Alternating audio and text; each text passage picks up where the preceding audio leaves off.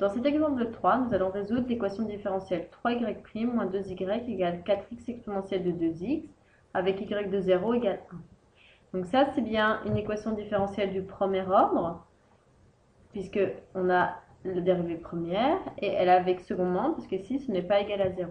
Et puis en plus, cette fois-ci, on a ce qu'on appelle une condition initiale. Alors, on a déjà vu la résolution de cette équation différentielle dans la vidéo 17. Je vais juste vous rappeler en fait les grands principes.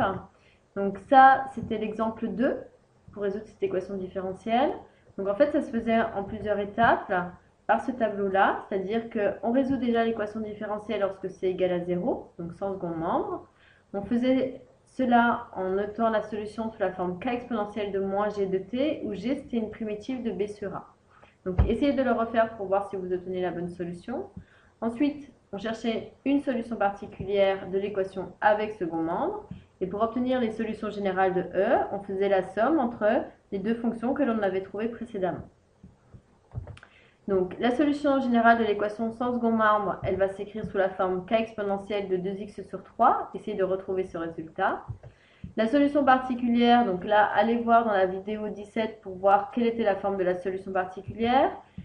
La solution trouvée devrait être g de x égale x moins 3 quarts fois exponentielle de 2x. Et pour obtenir les solutions générales de E, eh bien, on fait la somme entre les deux, c'est-à-dire k exponentielle de 2x sur 3 plus x moins 3 quarts fois exponentielle de 2x. Donc, en utilisant la forme de cette solution, c'est-à-dire donc k exponentielle de 2x sur 3 plus x moins 3 quarts fois exponentielle de 2x. Le but, en fait, ça va être de déterminer k, puisque c'est notre inconnu, en fait, qui répond à la condition initiale y de 0 égale 1. Donc ça, ce sont nos deux données.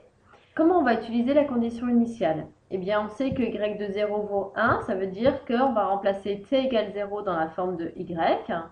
Donc, y de 0, ça va nous donner k fois 2 fois 0 divisé par 3 plus 0 moins 3 quarts fois exponentielle de 2 fois 0. Si on simplifie un petit peu cette expression, déjà au niveau de l'exponentielle, donc en simplifiant, ça fait exponentielle de 0, c'est-à-dire 1. Et puis, idem de l'autre côté, j'ai aussi exponentielle de 0, c'est-à-dire 1. Donc, il va rester k moins 3 quarts. Et à quoi est égal cet élément, puisqu'on a quelque chose qui est inconnu par rapport à k? Eh bien, on sait que y de 0 vaut 1, ça veut dire que tout ça va être égal à 1. Donc, petite équation ici à résoudre, si k moins 3 quarts égale 1, ça veut dire que k égale 1 plus 3 quarts, donc 7 quarts. Maintenant qu'on a la valeur de k, il va falloir la remplacer dans y de x, pour obtenir y de x égale 7 quarts fois exponentielle de 2x sur 3 plus le reste, x moins 3 quarts fois exponentielle de 2x. Et donc on a trouvé la solution en fait qui répond au problème de l'équation différentielle.